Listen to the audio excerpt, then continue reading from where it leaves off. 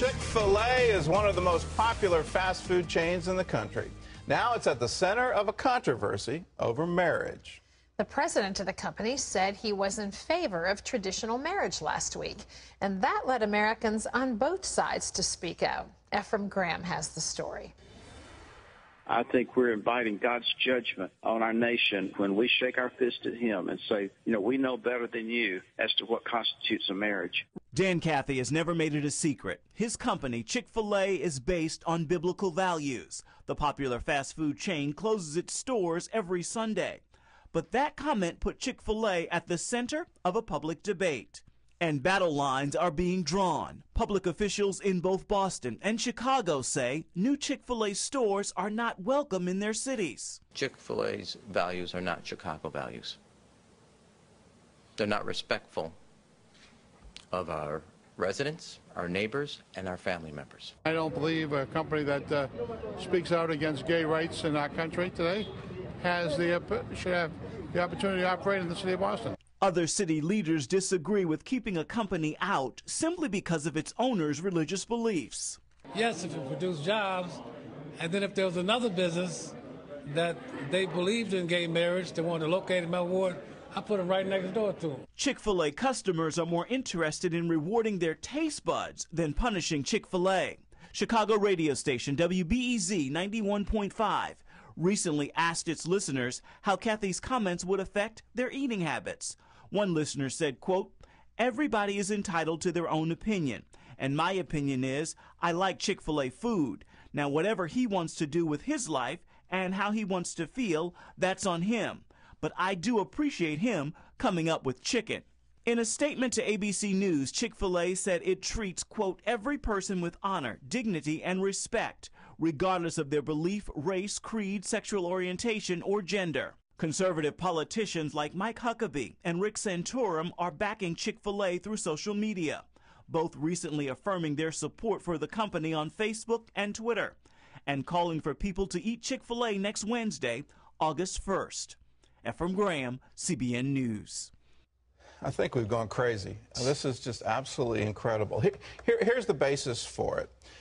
Dan Cathy had an interview. He's Baptist. He had an interview with the Baptist press, and in that expressed his support for traditional marriage, an Orthodox Christian view. And from all of this, that got the attention of some gay rights groups, and they decided to organize a kiss-in where they're going to come to Chick-fil-A restaurants and have an organized kiss-in on a particular date. That's the basis for all of this. And then, to my astonishment, you get the mayor of Chicago and the mayor of Boston saying, well, we're not going to give them business permits anymore. Is this not America? Do we not have freedom of religion? Do we not have freedom of press? Can we not express our viewpoints anymore without fear of economic retaliation? This isn't the first time. If you go back to the California proposition for traditional marriage, the supporters of that, the ones who gave money for that, were then boycotted. And many people lost their jobs because they ended up on the list of supporters of that proposition. That's what we're facing today, and it's just incredible. And the irony, here part of the interview on the Baptist Press, and this is Dan Cathy's words, "We know that it might not be popular with everyone, but thank the Lord, we live in a country where we can share our values and operate on biblical principles." Well, now the question is, do we really live in that same country? And it seems that we don't. Lee Webb has the rest of our top stories from the CBN Newsroom. Lee? Gordon, this summer's hot and dry weather is going to affect your grocery bill. The Agriculture Department says prices of meat, dairy, and bakery products are expected to go up by the end of the year. Farmers, in fact, say they've already been forced to raise their prices. We're not trying to rip you off. We're just trying to make a living. We used to get probably close to 30, 40 dozen eggs a week, and we're getting about 7 or 8 dozen right now. Federal Agriculture Secretary Tom Vilsack says the federal government will provide what assistance it can, but he says the most important thing is to pray for rain, encouraging to hear a federal official call for prayer. President Obama is talking about gun violence in the wake of the deadly shootings in Colorado. The president embraces some degree of control on the sale of weapons. He's calling for increased background checks for those who want to buy guns and restrictions to keep mentally unbalanced people from buying weapons. But he adds that he wanted a national consensus on how to stop the violence, and he says the responsibility rests with parents, neighbors, and teachers by and large. The man at the center of the Colorado movie massacre may have mailed a notebook of his plans to the University of Colorado. That's where James Holmes was enrolled in graduate school. Officials there confirmed they've turned over a suspicious package to investigators. Meanwhile, mourners gathered in Denver Wednesday for the funeral of the first of 12 shooting victims, and more survivors are speaking out with an attitude of forgiveness for the alleged shooter, like Pierce O'Farrell, who was shot 3 times, and Shirley Weigel, whose daughter was killed.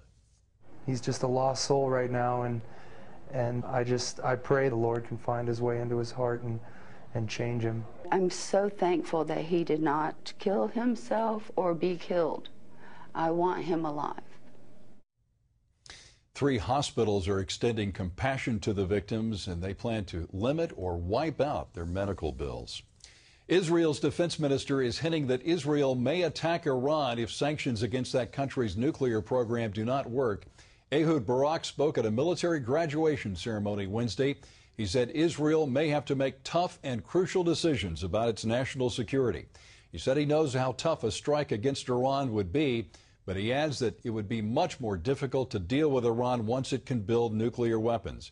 Barak said the world needs to act quickly to stop Iran from finishing its nuclear program. Economists say Europe's financial crisis continues to get worse. Even the recent actions by European leaders have failed to turn things around. Spain may need an expensive international bailout now. Bond prices have fallen in Spain and Italy, and the London Telegraph is reporting that British Prime Minister David Cameron has been warned that Greece might go bankrupt. That country could run out of money as soon as August 20th. One European official says Greece has just gone from bad to worse. Gordon? Well, they have gone from bad to worse, and when you look at the economic reports, there's now a situation where banks are not lending because they don't have any kind of guarantees that they're ever going to be repaid. And just on a private business transaction, you can't get any kind of loan for inventory, for production, those kinds of things. And if you're doing any kind of export out of Greece or import into Greece, all of it has got to be cash on the barrelhead. So that is going to limit their economic growth, and we're going to see that recession, if it isn't already, turn into a depression. And then what does that mean for the government bonds that Europe is trying to prop up? It means they're not going to be able to be paid because of the economy seems to be in a spiral downward.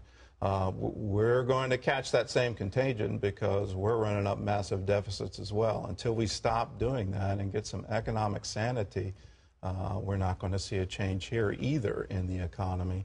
I hate to be a prophet of doom on this one, but I don't see any bright light at the end of this tunnel. Yeah, well, there doesn't seem to be an end to the tunnel. That's part of the problem, I guess. The Senate has voted to get rid of President Bush's tax cuts for high-income Americans.